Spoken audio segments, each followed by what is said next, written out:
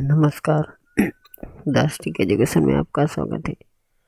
आज है 11 दिसंबर। 11 दिसंबर से हम इम्पोर्टेंट करंट अफेयर के बारे में जानेंगे। तो चलो हम बढ़ते हैं अपने अगले करंट अफेयर के बारे में। और नई जानकारी चैनल पाने के लिए हमारे इंस्टाग्राम पे लाइक फॉलो करिए और हमारे फेसबुक पेज पे दास करंट अफेयर पे लाइक शेयर जरूर कीजिए। चलो हम बढ़ते अगले करंट अफेयर के बारे में। विश्व आर्थिक सम्मेलन 2021 कहाँ आयोजित किया जाएगा? तो इसका बिल्कुल सही आंसर है बी, यानी कि सिंगापुर में आयोजित किया जाएगा। अब ये भी जान लेते हैं अगला 2022 का जो है वो स्विट्जरलैंड में आयोजित किया जाएगा। तो जैसे कि जान लेते हैं इसकी स्थापना कब हुई थी और इसका मुख्यालय कहाँ है। तो बिल्कुल इसकी स्थापना 1971 में हुई थी। इसका मुख्यालय है स्विट्जरलैंड। 2021 में सिंगापुर में 13 से 16 मई तक सिंगापुर में आयोजित किया जाएगा। जैसे कि वर्ल्ड WEF यानी कि वर्ल्ड इकोनॉमिक फोरम में पहली बार एशिया में आयोजित किया जाता है।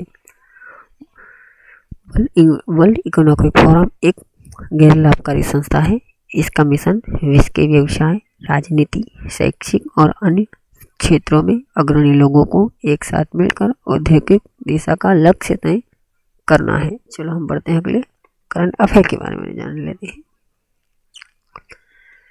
किस देश के संयुक्त राष्ट्र निवेश संवर्धन पुरस्कार 2020 का मिला है? तो बिल्कुल सही आंसर है भारत, यानी कि UNVAT जैसे कि national investment promotion agency of India UNCAT यानी अपने प्रकाशन में इन्वेस्ट इंडिया की अच्छी गतिविधियाँ जैसे business immunity platform, exclusive investment forum, webinar, social media पर सक्रियता और कोविड-19 से निपटने पर जोर डाला है।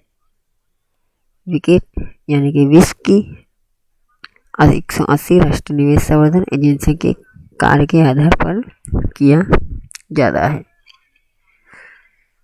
जैसे कि UNCAT ने अपने प्रकाशन में इन्वेस्ट इंडिया की अच्छी गतिविधि जोर डाला है।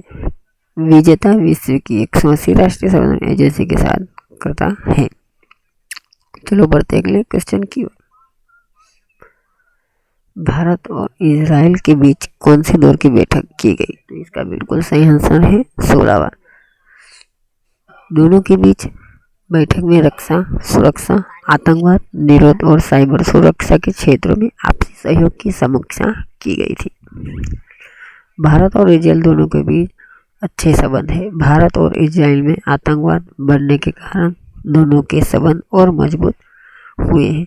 अभी तक इजराइल ने 8 सैनिक उपग्रहों को भारतीय अंतरिक्ष अनुसंधान संगठन के माध्यम से प्रशिक्षित किया था। चलिए बढ़ते हैं अगले करंट अफेयर के बारे में। यूनेस्को ने विश्व की धरोहर सूची में भारत के किस शहर को शामिल किया है? तो इसका सही आंसर है डी, यानी कि A और B ग्वालियर और ओरछा को शामिल किया गया है। UNESCO united nation education scientific and cultural organization, इसकी स्थापना हुई थी 4 नवंबर 1945 में। यूनेस्को में अभी हाल में 193 देश और 19 सहयोगी सदस्य हैं। यूनेस्को जैसे कि शिक्षा, प्राकृतिक, सामाजिक एवं मानव विज्ञान, संस्कृति एवं सूचना व संचार गतिविधियों का संचालन करता है। चलो जान लेते हैं कुछ ग्वालियर के बारे में, अपनी झांकी के बारे में। जैसे कि ग्वालियर जो मध्य प्रदेश का एक ऐतिहासिक प्रमुख शहर होने के साथ राजवंश तोमर, बघेल, कुशवाहा तथा सिंधिया राजवंश की राजधानी भी रह चुकी है। ओरछा जो राजमहल, जहांगीर महल, राजमाला मंदिर, राय प्रवीण महल, लक्ष्मी नारायण मंदिर और अन्य प्रसिद्ध मंदिर के लिए प्रख्यात है। इंग्लैंड के चेस्टर चिड़ियाघर में हाल में कितने विश्व के सबसे छोटे कितने बंदरों का जन्म हुआ है? तो इसका बिल्कुल सही आंसर डी, यानी कि 2 बंदरों का जन्म हुआ है। इन बंदरों की सबसे छोटी प्रजाति पिग्मी मोम्टिस्ट है। इस जुड़वा पिग्मी मोम्टिस्ट की लंबाई 2 इंच है और इनका वजन 10 ग्राम है, जैसे कि दुनिया में सबसे छोटी प्रजाति पश्चिमी ब्राज़ील, पेरू, इक्वाडोर, कोलंबिया में पाई जाती है। देश में कितने खेलो इंडिया केंद्र खोले जाएंगे? हाल ही में, जैसे कि इसका बिल्कुल सही आंसर है ये, यानी कि 1000 खेलो इंडिया आंसर 1000 इंडिया खेलो केंद्र खोले जाएंगे। 16वें प्रवासी भारत दिवस सम्मेलन का आयोजन कहाँ किया गया है? इसका बिल्कुल सही आंसर है दिल्ली, जैसे कि 8 दिसंबर 2020 को विदेश राज्य मंत्री श्री वी मुरलीधरन द्वारा 16वें प्रवासी भारतीय दिवस 2021 की वेबसाइट का उद्घाटन किया गया है।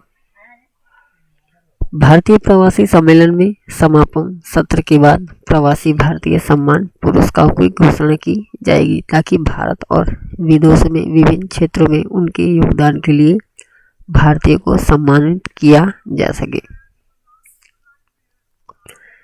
जलवायु परिवर्तन प्रदर्शक सूचकांक में भारत के कितने अंक प्राप्त किए हैं? तो इसका बिल्कुल सही आंसर है डी, यानी भारत के 10वां नंबर प्राप्त किया है, जैसे कि स्वीडन ने 4था नंबर अंक प्राप्त किया है, 5वां अंक यूके ने प्राप्त किया है और मोरक्को ने 7वां अंक प्राप्त किया है। CAN यानी न्यू क्लाइमेट इंस्टीट्यूट ने क्लाइमेट एक्शन नेटवर्क के साथ मिलकर जलवायु परिवर्तन प्रदर्शन सूचकांक 2021 का प्रकाशित किया है।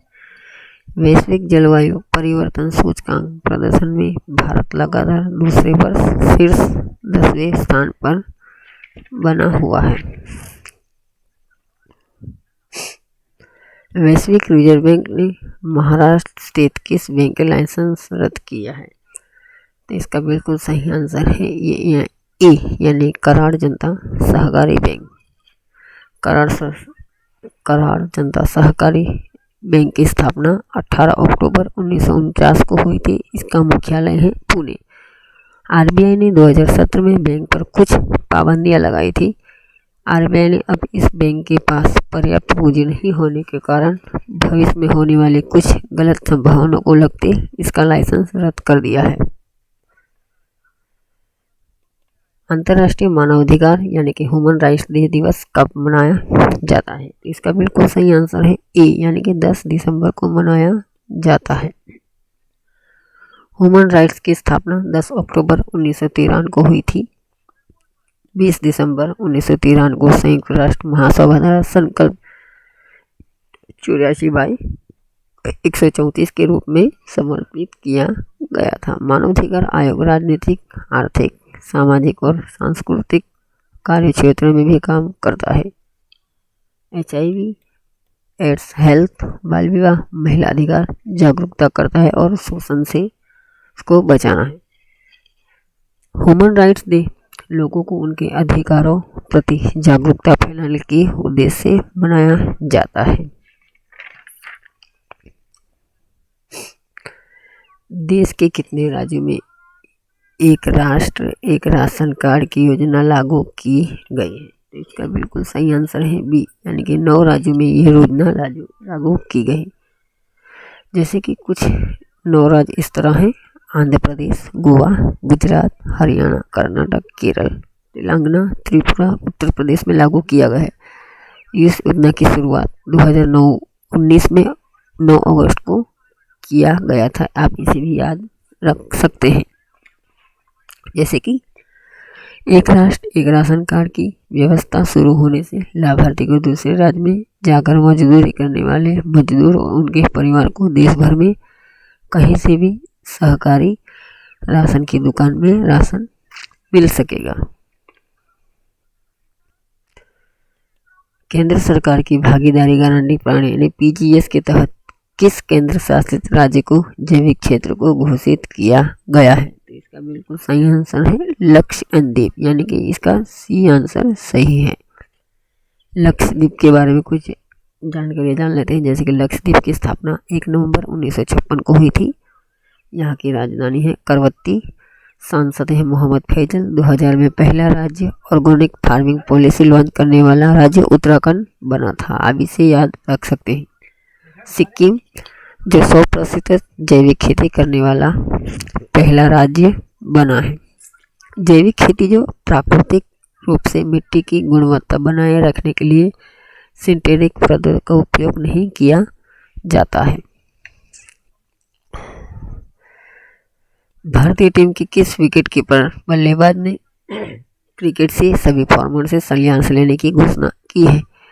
तो इसका बिल्कुल सही आंसर है पार्थिव पटेल। चलो हम महेंद्र सिंह धोनी के बारे में जान लेंगे। जैसे 2014 में महेंद्र सिंह धोनी ने टेस्ट क्रिकेट से संन्यास ले लिया था। फोर्ब्स की तरफ से जारी 100 पावरफुल वुमन की लिस्ट में किस महिला को प्रथम स्थान प्राप्त हुआ है? तो इसका बिल्कुल सही आंसर है एंजेला मर्केल। जैसे कि हम कुछ और जान लेते हैं। दूसरा स्थान प्राप्त हुआ है क्रिस्टीन लगार्डे और तीसरा स्थान प्राप्त हुआ है कमला हैरिस और चौथा स्थान प्राप्त हुआ है Ursula von der Leyen. Forbes के बारे में जान लेते हैं। फोर्ब्स की स्थापना 15 सितंबर 1970 में न्यूयॉर्क नगर में हुई थी। 1917 में बर्ती चार्ल्स फोर्ब्स, जिसे वीसी फोर्ब्स के रूप में भी जाना जाता है। एंजेला मर्केल के बारे में कुछ अधिक जानकारियाँ जान लेते हैं। जैसे कि उनका जन्म 1954 में हैम्बर्ग में हुआ था। वो जर्मनी की राजनीतिज्ञ और भूतपूर्व शोधकर्ता हैं। जैसे कि वो 2005 से जर्मनी की चांसलर हैं। उन्हें फोर्ब्स द्वारा 2020 में 100 पावरफुल महिला में से पहला स्थान प्राप्त किया है। जैसे कि हमने आपको करंट अफेयर के बारे में बताया है। ऐसे ही नई अपडेट पाने के लिए हमारे चैनल पे बने रहें। आप सभी को दिल से धन्यवाद। जय हिंद।